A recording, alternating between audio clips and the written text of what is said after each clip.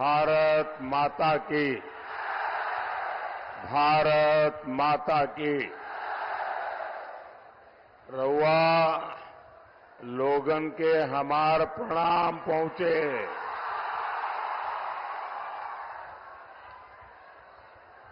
चंपारण की ये धरती प्रेरणा की धरती है। आपका ये स्नेह, आपका ये उत्साह, ये आशीर्वाद, ये दिखा रहा है कि छठे और सातवें चरण में देश में क्या होने वाला है।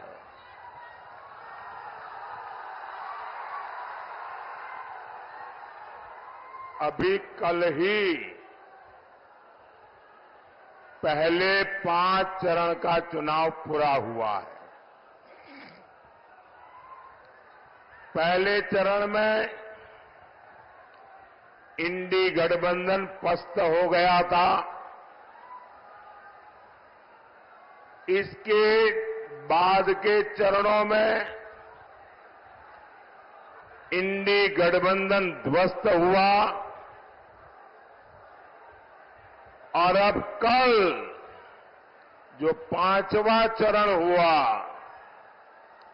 इंडी गठबंधन पूरी तरह परास्त हो चुका है।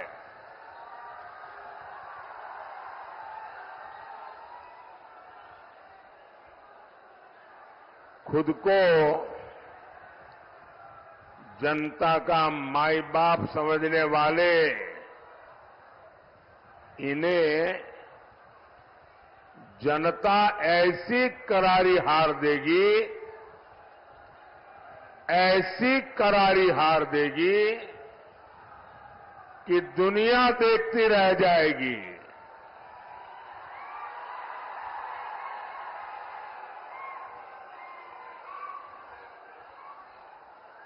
साथियों, 21वीं सदी का भारत इंडी गठबंधन के पापों के साथ आगे नहीं बढ़ सकता।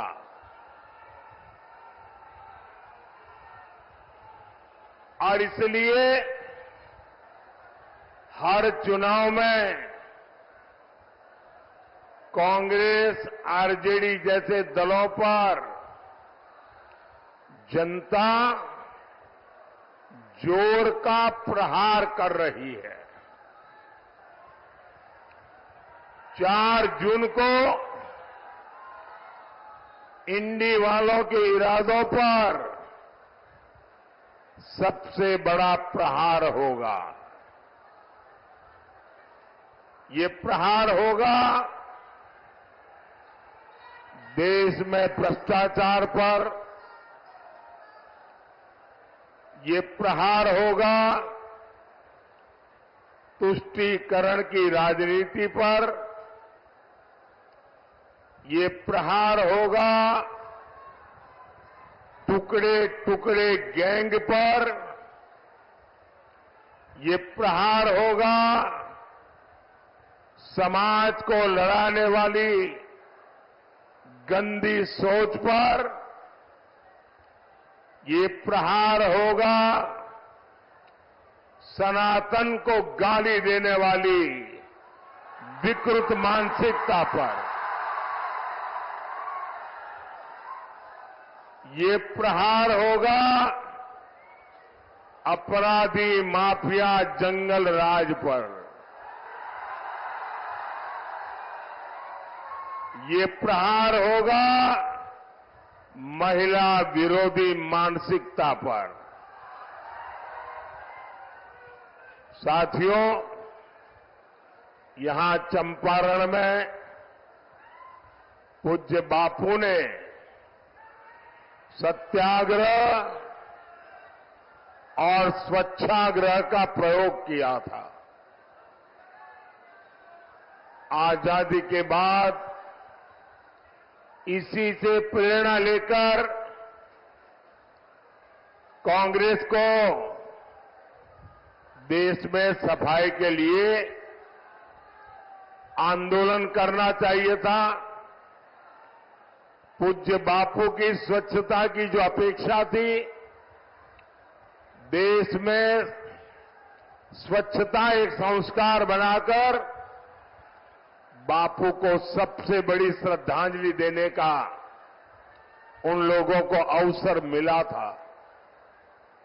लेकिन उन्होंने सत्ता में आने के पहले दिन ही बापू को पूरी तरह छोड़ दिया, बापू के विचारों को छोड़ दिया, बापू के आचारों को छोड़ दिया, बापू के आदर्शों को छोड़ दिया। और उन्होंने क्या किया? उन्होंने अपना सारा ध्यान सिर्फ और सिर्फ एक परिवार को आगे बढ़ाने पर जोर लगा दिया। कांग्रेस और उसके साथियों ने मिलकर देश के 60 साल बर्बाद कर दिए। 3-3, 4-4 पीढ़ियों का जीवन तबाह कर दिया। आजादी के 60-70 साल बाद जब आपने एक गरीब मां के बेटे को आपकी सेवा करने का अवसर दिया,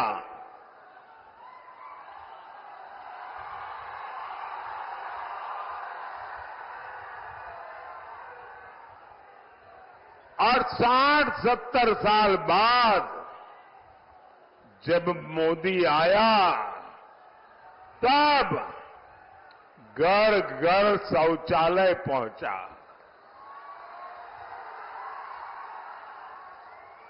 मैं गरीब मां का बेटा हूं, इसलिए मुझे पता है कि हमारे देश की महिलाओं को शौचालय जैसी सुविधा न होने से कैसे दिन काटना पड़ता था। या तो सुबह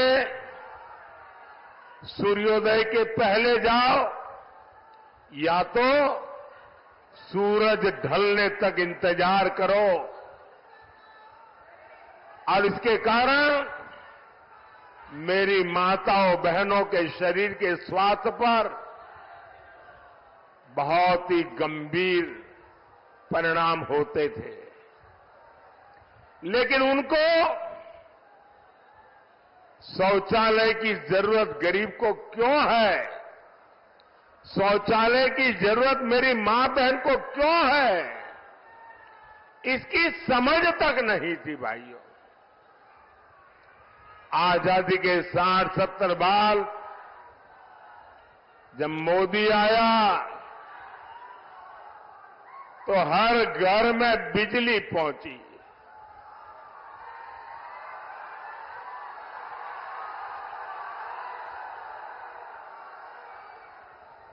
ये मोदी है जिसने हर घर में गैस पहुंचाने का बीड़ा उठाया। ये मोदी है जो हर घर तक नल से जल पहुंचाने के लिए दिन रात मेहनत कर रहा है। कांग्रेस और आरजेडी जैसे उसके साथियों ने आपको सिर्फ और सिर्फ तरसा कर रखा। गरीब और गरीब होता रहा। इन 60 सालों में इन लोगों ने बड़े बड़े महल बना लिए। स्विस बैंक में अकाउंट खुल गए। आपके पास पेट भरने को अन्न नहीं था। लेकिन इन लोगों को तिजोरी में नोटों की गड्डियों, नोटों के पहाड़, उनकी अलमारियां नोटों से भरी रहती है। आपके बच्चों के पास पढ़ने के लिए स्कूल नहीं था, लेकिन इनके बच्चे विदेशों में जाकर पढ़ते रहे। गरीब परेशानी में था, मुश्किल में था, लेकिन इन्हें कोई फर्क नहीं पड़ता था।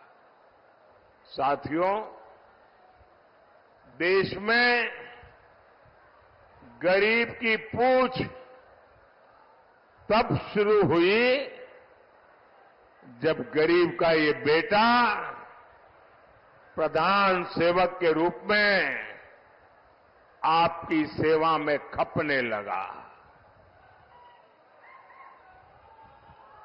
पिछले 10 साल में मोदी का बहुत सारा समय पिछली सरकारों के गड्ढे भरने में निकला है। जो काम 10 वर्षों में हुआ है, अब उससे ज्यादा काम अगले 5 साल में होगा।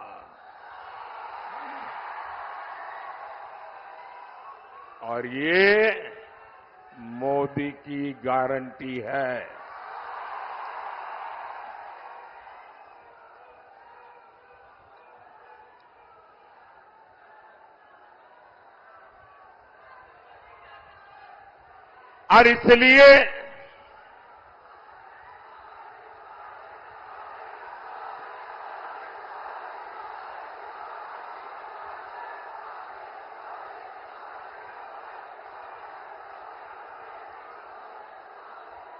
और इसलिए साथियों, मुझे केंद्र में एक बहुत मजबूत सरकार चाहिए।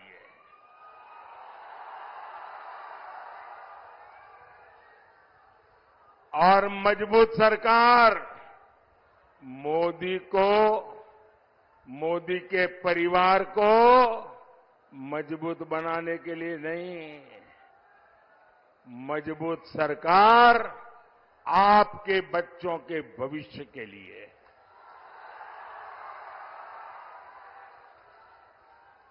मजबूत सरकार आपके सपनों को पूरा करने के लिए।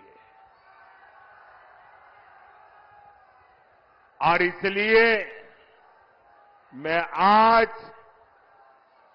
पूज्य बापू की जन्मभूमि गुजरात से, पूज्य बापू की कर्मभूमि में आपसे आशीर्वाद मांगने आया हूं।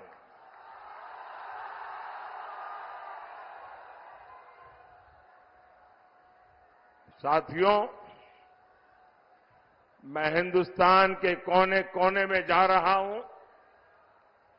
जनता जनार्दन के दर्शन करने के लिए जा रहा हूं। 10 साल के मेरे काम का हिसाब देने जा रहा हूं। और जहां भी गया हूं, एक ही स्वर सुनाई दे रहा है।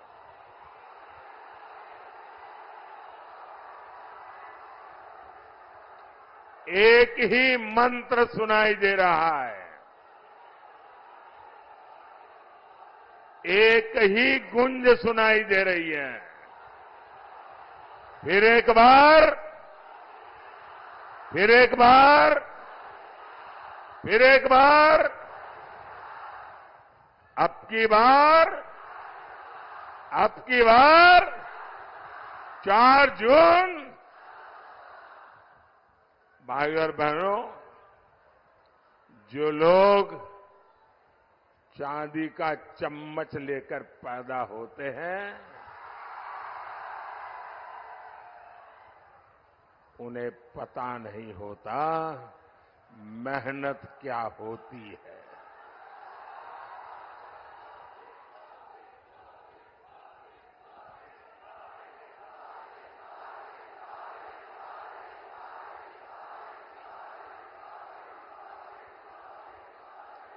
मैंने सुना है कि यहां कोई घूम घूम कर कह रहा है कि 4 जून के बाद मोदी को बेड रेस्ट होगा।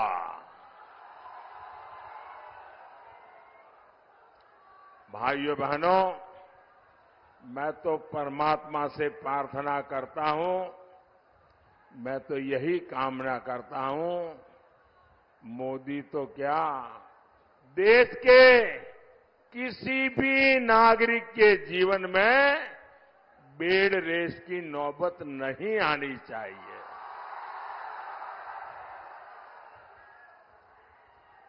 देश का हर नागरिक ऊर्जा से भरा हुआ हो, उत्सव भरी जिंदगी जीता हो,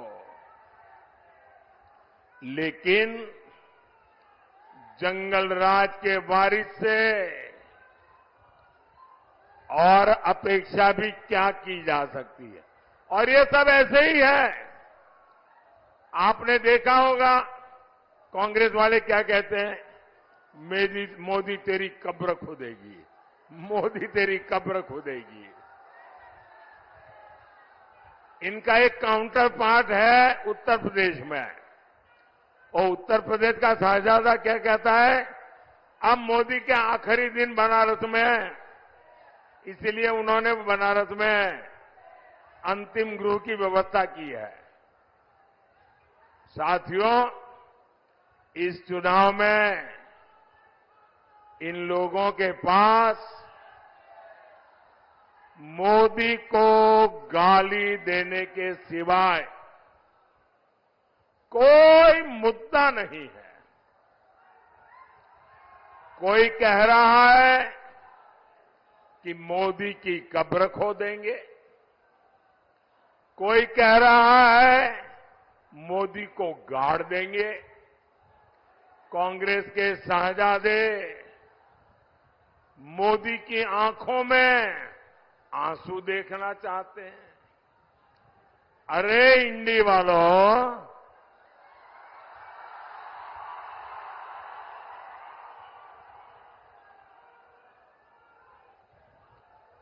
अपनी मनमानी से, आपकी इच्छा से अब देश नहीं चलता। इंडी वालों की आंखों में भले ही मोदी खटकता हो, लेकिन देश के लिए, देश के दिल में मोदी है।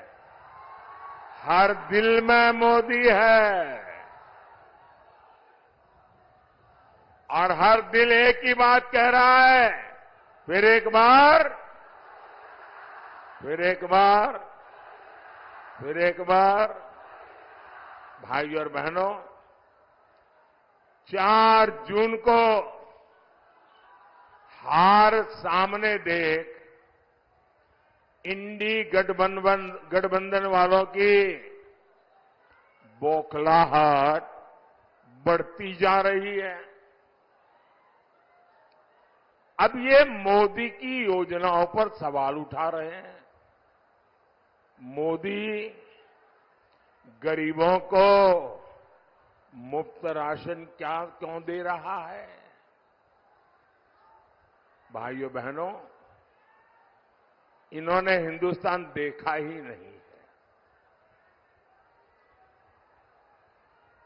मैं हिंदुस्तान के अनेक जिलों में रात्रि मुकाम करके आया हूं। मैंने हिंदुस्तान का कोना कोना छाना हुआ है और मैंने तय किया है कि गरीब के घर का चूल्हा कभी बुझने नहीं दूंगा।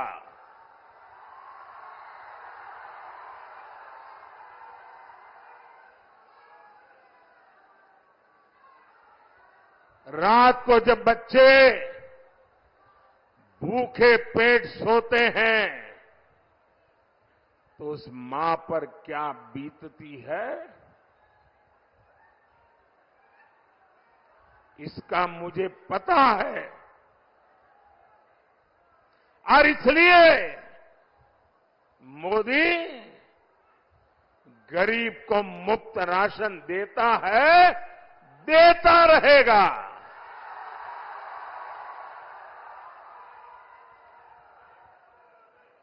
ये कहते हैं मोदी गरीब मां को पक्के घर क्यों दे रहा है, वो तो पीढ़ियों से ऐसे रहते ही थे भाई। मोदी गरीबों को मुफ्त इलाज की सुविधा क्यों दे रहा है? भाइयों बहनों, मैं जानता हूं गरीब के परिवार में, अरे मध्यम वर्ग के परिवार में जब कोई मां बहन बीमार हो जाती है तो परिवार के किसी को पता नहीं चलने देती कि उसे पीड़ा हो रही है, उसे दर्द हो रहा है। वो छिपाती है। क्यों? क्योंकि उसके मन में रहता है कि कहीं डॉक्टर के पास जाऊं और खर्चा बड़ा हो जाए और बच्चों पर कर्ज आ जाए तो मुझे ये नहीं करना है, मैं पीड़ा सह लूंगी, कुछ दिन में अपने आप ठीक हो जाएगा। और नहीं हुआ तो जिंदगी कितनी जीनी है। हमारे देश में माताएं बहनें बीमारी में दर्द सहती है, परिवार को भी बताती नहीं है। क्यों? क्योंकि कहीं बीमारी का खर्च बच्चों को कर्ज में डुबो न दे। मोदी हर मां की उस पीड़ा को जानता है। मोदी हर मां की उस भावना को समझता है और इसलिए मोदी ने तय किया कि अब मेरे देश की किसी मां बहन को दर्द छुपाने की जरूरत नहीं है। अस्पताल के बिल की चिंता मत करो मां, तुम्हारा एक बेटा दिल्ली में बैठा है।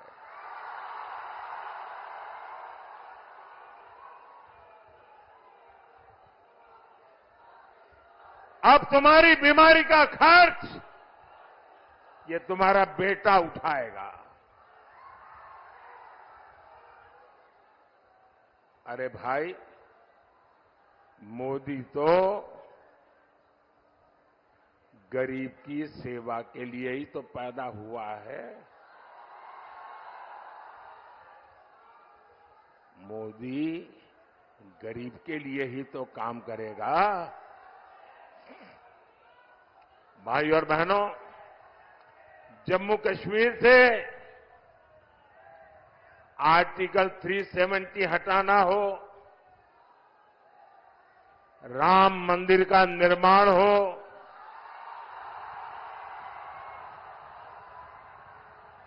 बोलो जय श्री राम।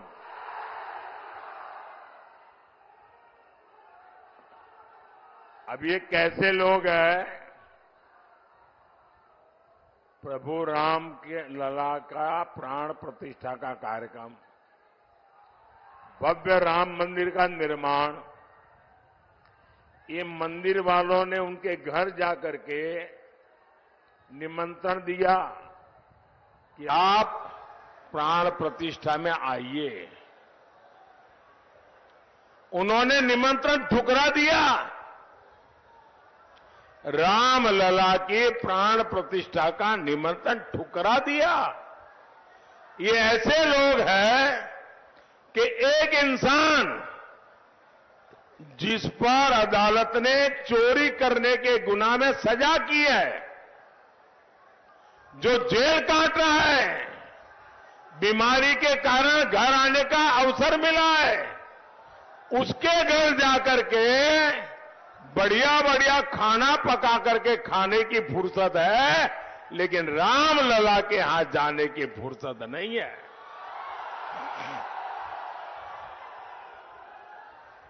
मोदी ने दशकों सदियों के मुद्दे खत्म किए हैं, समाधान दिए हैं।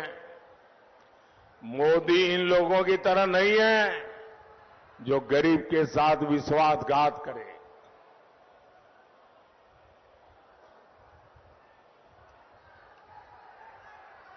मैं तो जहां जाता हूं अपने काम का रिपोर्ट कार्ड देता हूं। मैं इंडी गठबंधन वालों से पूछता हूं, भैया बताओ, अरे तुम्हारा रिपोर्ट कार्ड क्या है? जो लोग नौकरी के बदले जमीन अपने नाम लिखवा ले, वो युवाओं के बारे में सोच सकते हैं क्या? वो युवाओं का भविष्य बना सकते हैं क्या? जिनके जंगल राज में सिर्फ बम बारूद और कट्टों का कारोबार फला फूला, जिनके जंगल राज में भूमाफियाई फले फूले, जिन्होंने बिहार को अपहरण और फिरौती की इंडस्ट्री दी, जो कभी बिहार बड़ा नहीं कर सकते। नीतीश जी ने जिस मेहनत से बिहार को उन स्थितियों से बाहर निकाला है, वो बहुत सराहनीय है। आज हमारे मित्र सुशील मोदी जी हमारे बीच नहीं है। इतिहास जब अवलोकन करेगा तो नीतीश जी और सुशील जी का नाम जंगल राज को समाप्त करने वालों में गिना जाएगा। साथियों, बिहार ने दशकों तक पलायन का दौर देखा है, लेकिन एनडीए सरकार के प्रयासों से अब पलायन रुक रहा है। बिहार के युवाओं को यहीं पर रोजगार के अवसर मिल रहे हैं। आप मुझे बताइए, चंपारण में केंद्रीय विश्वविद्यालय बना है, खेती के लिए रिसर्च सेंटर बना है, सरदार पटेल सहकारी प्रशिक्षण संस्थान बना है, सिलेंडर का प्लांट लगा है, इफको बाजार बने हैं। ये सब कुछ क्या अपने आप चल रहे हैं क्या? इनमें रोजगार नहीं मिला क्या? यहां इतना बड़ा डेयरी प्लांट बना है, इससे हजारों पशुपालकों, माता और बहनों की आय बढ़ी है। इसमें किसी को रोजगार नहीं मिला है क्या? ये जो पुल बन रहे हैं, हाईवे बन रहे हैं, रेलवे स्टेशन आधुनिक हो रहे हैं, ये बिना किसी को रोजगार दिए बन रहे हैं क्या? क्या जादुई चिराग से बनते हैं क्या? भाइयों बहनों, जंगलराज वालों ने आजकल आरक्षण का और संविधान पर दिन रात जोर जोर से झूठ बोलने का एक बड़ा अभियान चलाया है। सच्चाई ये है कि बाबा साहब आंबेडकर न होते तो नेहरू जी एससी एसटी को आरक्षण नहीं मिलने देते। उन्होंने तो मुख्यमंत्रियों को चिट्ठी लिख करके विरोध किया था, नेहरू जी ने। नेहरू जी से लेकर राजीव गांधी तक इस परिवार के जितने प्रधानमंत्री हुए, सबने ओबीसी आरक्षण का विरोध किया। कांग्रेस ने गरीब, एससी, एसटी, ओबीसी, महिला का हर किसी को धोखा दिया। इसलिए आज सिर्फ एक ही वोट बैंक उनके पास बचा है। अब इस वोट बैंक को खुश करने के लिए एससी, एसटी, ओबीसी का आरक्षण धर्म के आधार पर आपसे छीन करके वोट जिहाद वालों को देना चाहते हैं। संविधान क्योंकि इसकी इजाजत नहीं देता, इसलिए ये संविधान बदलना चाहते हैं। साथियों, मोदी का ट्रैक रिकॉर्ड आपके सामने है। 10 साल में करीब करीब 400 सांसदों का समर्थन हमारे साथ रहा है। मोदी ने इसका उपयोग गरीब, दलित, पिछड़े, वंचित, उन्हें सशक्त करने के लिए किया है। एनडीए ने पहले दलित बेटे को और फिर हमारे देश की आदिवासी बेटी को संविधान का सर्वोच्च पद, राष्ट्रपति पद पर बिठाया। हमारी सरकार है जिसने पिछड़ा वर्ग आयोग को संवैधानिक दर्जा दिया। पहले केंद्रीय विद्यालय, नवोदय विद्यालय और सैनिक स्कूलों में ओबीसी आरक्षण नहीं था। मोदी सरकार ने ये आरक्षण लागू किया। मेडिकल पढ़ाई में भी केंद्रीय कोटे में पहली बार ओबीसी आरक्षण हमने लागू किया। एससी, एसटी, ओबीसी का हित अगर कहीं सबसे ज्यादा सुरक्षित है तो बीजेपी में है, एनडीए में है। साथियों, सामाजिक न्याय की ऐसी हर गारंटी को पूरा करने के लिए आपको केंद्र में मोदी की मजबूत सरकार बनानी है। घर घर जाएंगे, घर घर जाएंगे, ज्यादा से ज्यादा मतदान कराएंगे, हर पोलिंग बूथ जीतेंगे।